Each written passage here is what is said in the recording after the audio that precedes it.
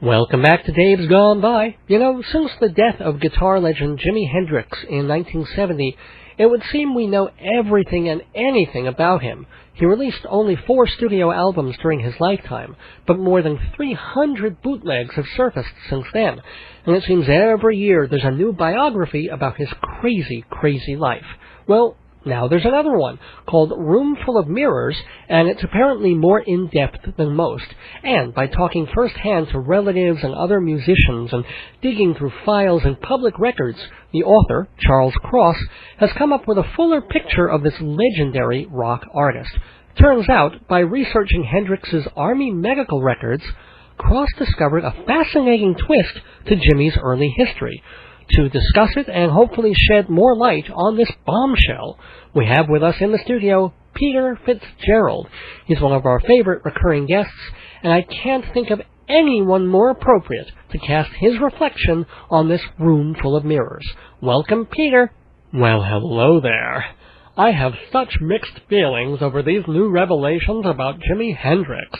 He was always something of a hero of mine, because he was flamboyant and free and big and black and big and black and big.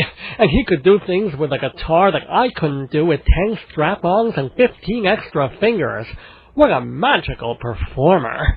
And it's such a shame he didn't live past the 60s. What would he be doing now, do you think? The Jimi Hendrix Experience, the musical? Opening for Lenny Kravitz? Touring with the Grateful Dead, with or without Jerry.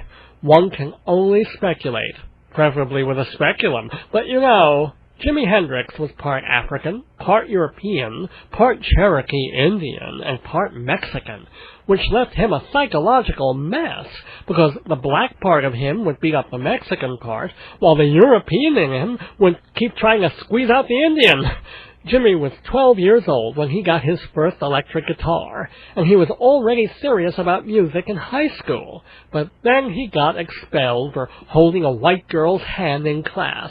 And let me tell you, I would have expelled him too. Why does he have to go for some bosomy estrogen bag when all those hot teenage boys were just aching for a little chocolate in their skim milk? So, what does Jimi do? What does any poor black kid do in America? He joins the army. And what does the army do? Tries to kill him by pushing him out of airplanes. Now here's the wicky-wacky part. All these years, it was the accepted story that Jimi Hendrix was released from the military because he twisted his ankle in an accident. Seems plausible enough, only now that story is disputed in a new biography by Charles Cross called Room Full of Mirrors, and I've been in a few of those. In the book, Hendrix was excused from further service and probably spared a one-way trip to Vietnam, not because of his little black ankles.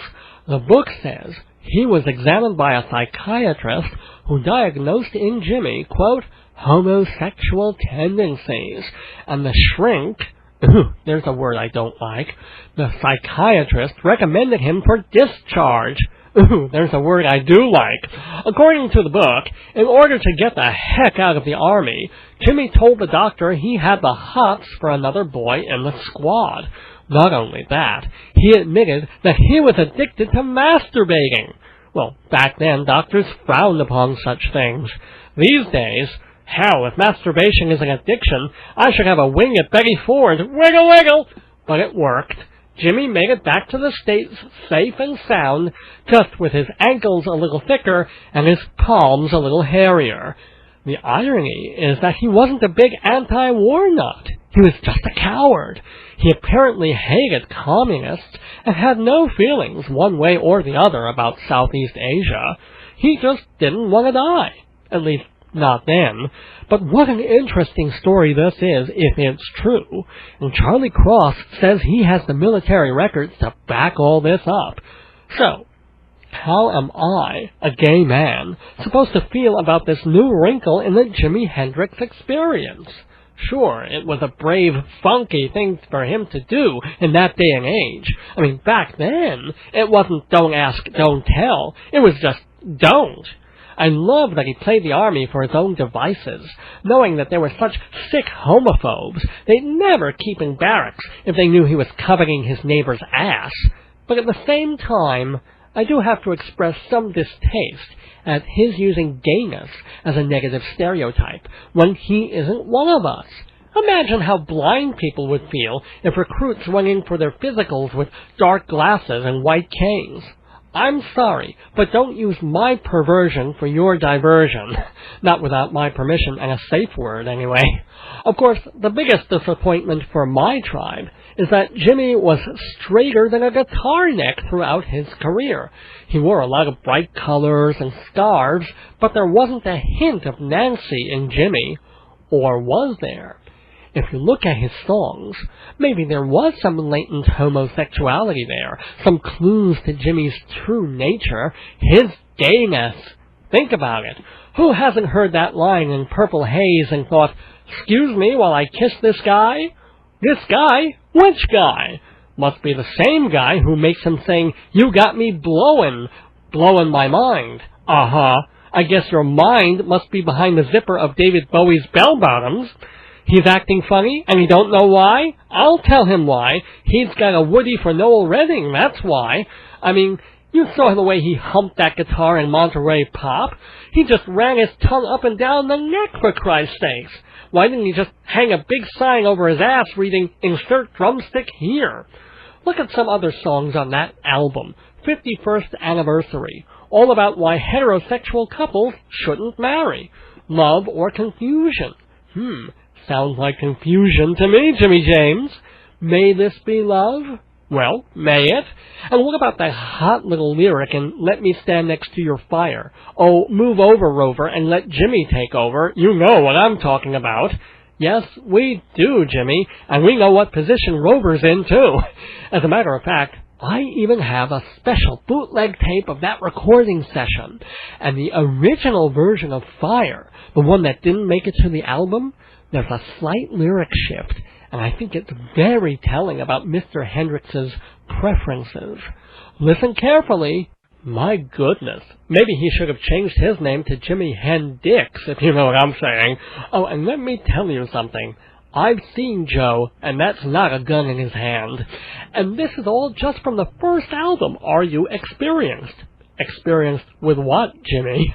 Now, okay, the second album, Axis Bold as Love, is very hetero. He was hiding. He got famous. He couldn't risk being a sissy boy guitar hero, so he writes songs like She's So Fine, Little Miss Lover, Little Wing. Oh, I could just puke.